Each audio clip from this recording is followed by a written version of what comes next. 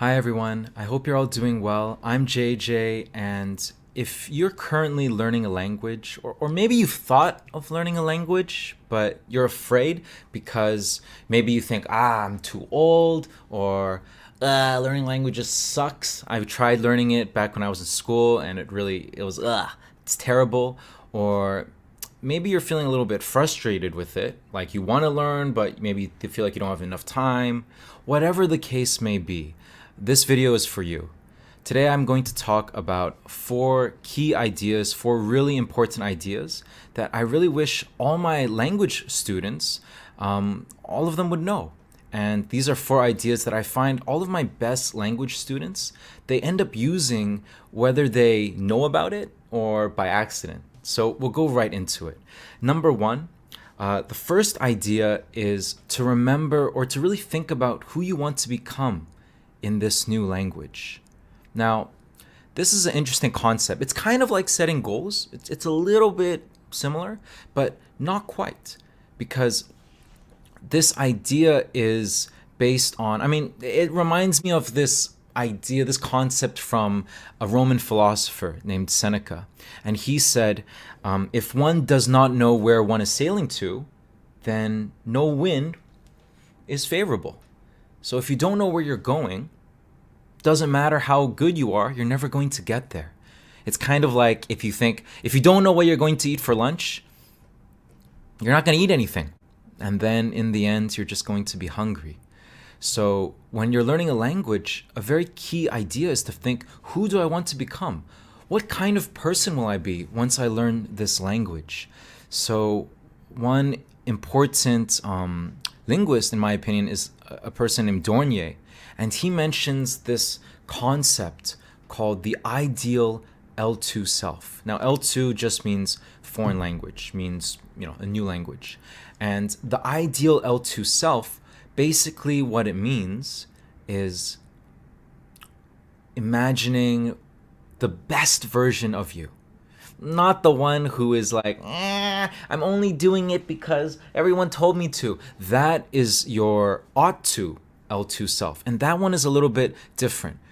The ideal L2 self is driven by hope. And the more specific you are, the better. So, for example, personally, I love learning languages to travel. Obviously, right now, we can't travel because of COVID, but hopefully in the future. And I want to learn languages so that I can communicate with more people, so that I can learn about new cultures and make new friends. And that's my reason for learning languages, and also to eat, probably, to eat and dance as well. But that's my personal reason. And the ideal L2 self is really powerful because oftentimes when we're learning languages, some days are going to be good, some days are going to be terrible. And the ideal L2 self is a great way to motivate yourself, to remind yourself, okay, actually, I'm doing this, I'm learning this language for this reason. It's not just because. And this is, in contrast, a very big contrast to the ought to L2 self, which is what a lot of us think about, where we think, if I don't learn the language, then I won't get a job, or I'm not going to make money, or I'll fail in my life. And this one is motivated by fear. Now, to be honest, both of them are effective, they both work, but the ideal L2 self is more effective and it's much easier. So I always encourage you, all of my students, I always encourage all of you, please, please, please choose hope and not fear. Because if every day you're just thinking, I'm only learning the language because I'm afraid of what might happen if I don't learn the language, then every day is going to be very painful. And it's not, if it's very painful, some days it's good, maybe, because learning language is not always going to be fun. But if it's always super painful, you're probably going to want to give up. So that's the first idea. Remember your ideal L2 self. Remember who you want to become, or think about who you want to become. Idea number two is a very simple one. It's one that I tell my students all the time, which is that it's okay to make mistakes. It's always okay to make mistakes. Think about when you were a baby. How did you learn how to walk? You're a little baby and you come out and you go, "Brr," and you walk, and "Plah." You don't just quit, right? You don't just say, okay, mom, I'm not going to walk anymore. You know what? Walking, I'm just not a walking kind of person. It's just not for me. No, probably not. Instead, you fell and then you try to get, and you keep falling and you keep trying. And honestly, that's how we learn. Think about your life. Probably you learn more from your failures than from your success. So I encourage you to reframe this idea in your mind. Instead of thinking, wow, I made a mistake, I'm dumb. Instead of thinking like that, try to change it. Okay, I made a mistake. Good. That means I'm one step closer to getting the correct answer. So, in fact, every time we make a mistake, every time we fail, that's actually a good thing because it helps us adjust. It's the best way to see, oh, whoops, this is not the correct word because they don't understand. Someone doesn't understand me. I'm probably using maybe the wrong word, maybe the wrong grammar, maybe crazy pronunciation, but it's all there. It's an opportunity. It's an opportunity to adjust and to learn from. So I really encourage you to see all the mistakes as part of the process. A lot of students struggle because they're so afraid of making mistakes that they don't do anything. In fact, me too. I'm so afraid. I was trying to record this a million times, this video right here. And I was trying to use all these different like camera things and blah, blah, blah, blah, blah. Meh. Let's just get it done. Let's try it. And here is my first one. And then we'll make mistakes and hopefully I'll learn. And it's the same with all of us. So I really encourage you, if you're currently thinking about learning a language, or maybe you are learning a language, make more mistakes. This doesn't mean, say everything wrong on purpose, but it's really freeing. It really frees you from being afraid. Because think about when you're talking to people, when you're talking to your friends, are you always judging them? Probably not. You're probably just thinking about yourself. What am I going to eat for dinner later? Where am I going to go? Am I going to go to the living room or the bathroom? You're probably just thinking about yourself. And so when you're talking to people, realize that they're probably not thinking about you. They're all thinking about themselves. And that's a good thing because, frankly, nobody cares. So you're free. Make the mistakes. No one's going to remember. Number 3, make language learning a habit. Just make it part of your life. It's nothing special or magical. It's nothing crazy, in fact. Because according to ilanguages.org, actually, most people in the world, over 60% of the people in the world actually speak 2 or more languages. We're human. We're all human. So we're capable of learning languages. I mean, after all, you speak a language right now. And you're probably very good at it, whether it's English or a different language. And so remember that it's no big deal. It's not crazy. It's not magic. Why is this idea so important? Because when we think languages are foreign, when we think it's something strange and something that's not part of who we are, it's really hard to learn because our brain is always telling ourselves, this isn't me. This isn't really part of me. But instead, when we just think, you know what? I'm a person, I learn languages, okay, no big deal. Then it's much easier because you will learn step by step. Remember that little by little becomes a lot. You did not get amazing at your favorite hobby or sport or activity. You did not get amazing at it in one day, right? So it's the same concept. Why is this so interesting is because a lot of people tell me all the time, I want to learn languages, but I have no time. And my question for that would be, well, you have time for YouTube, you have time for Instagram, time for Netflix. Why can't you make that part of your language learning? YouTube, great place. So many YouTubers speak so many different languages, and you can always listen to their content in a different language, in the language you're learning. Instagram, so many memes, so many places to go and to listen to Instagrammers and stuff. And of course, Netflix, great TV shows, documentaries. Personally, for me, I love using podcasts. I'll talk about that in a future video. But I love podcasts because I can wash my dishes and listen to maybe Spanish or Portuguese at the same time.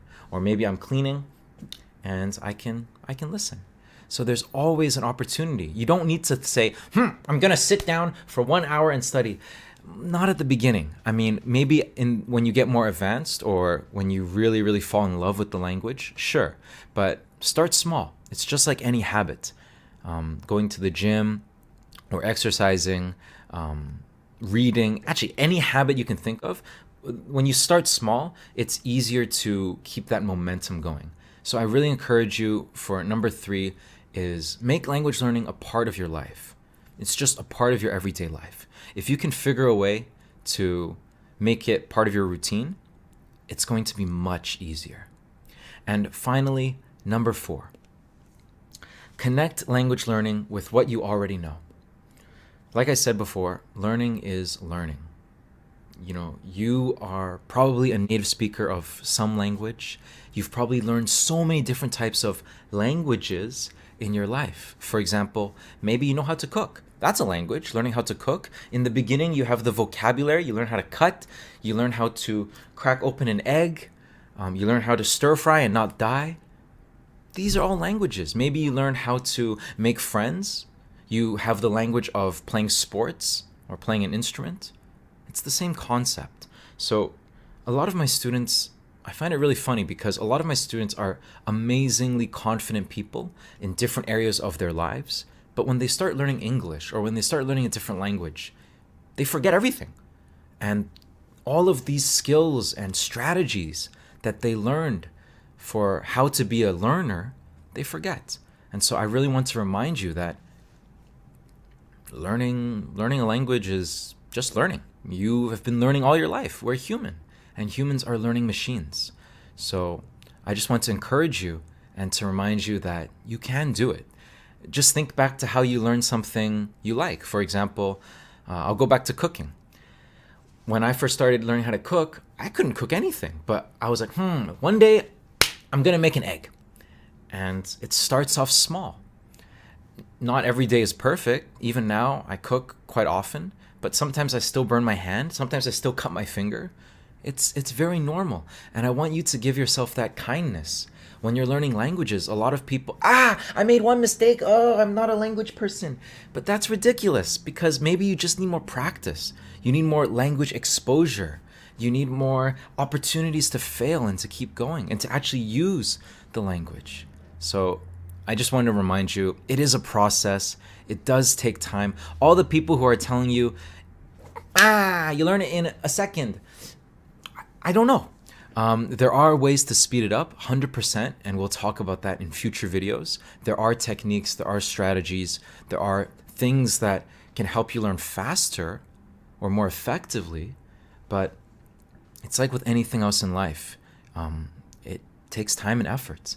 And if you're patient with yourself, if you realize, wait a minute, even in my native language, it took me like 6 or 7 years to be fluent, and I was listening and talking and thinking in that language only for 24 hours a day, for 6 years.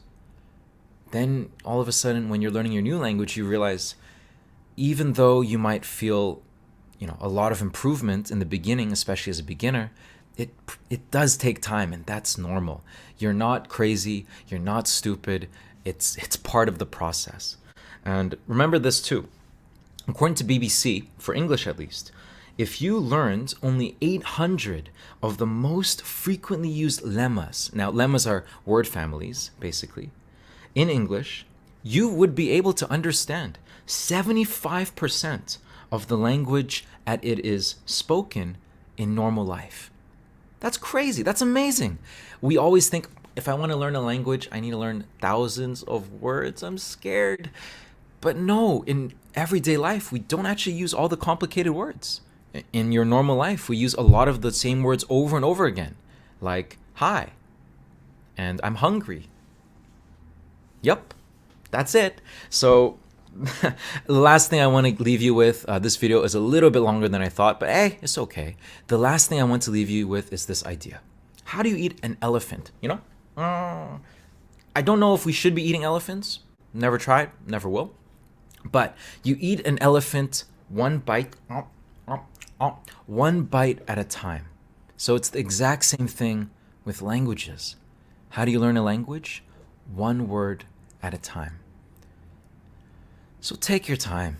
It's a process, it's a journey, and yeah, that's what I would say. Definitely for all my students and for anyone who wants to learn a language or for anyone who's currently learning a language, those would be my 4 ideas. So just to recap, number 1, remember who you want to become in your language, especially your ideal L2 self. Who is the best version of you? What is that person doing all the time? Number 2, it's okay to make mistakes. Mistakes is part of the process, and in fact, we learn better from failing than from success. Number 3, make language learning a part of your life. It's all about habits, it's about routines. It's nothing special, nothing crazy. Just make it part of your life. And lastly, number 4, connect language learning with what you already know. You are a human, you are a learning machine, and a language is just another thing to learn. That's it for today, everyone. Thank you so much for watching. Oh wait, this is YouTube, not a podcast. On YouTube, so let's see. What do they say? Please like and subscribe, and share it with your friends, I guess. And hopefully, we'll have more.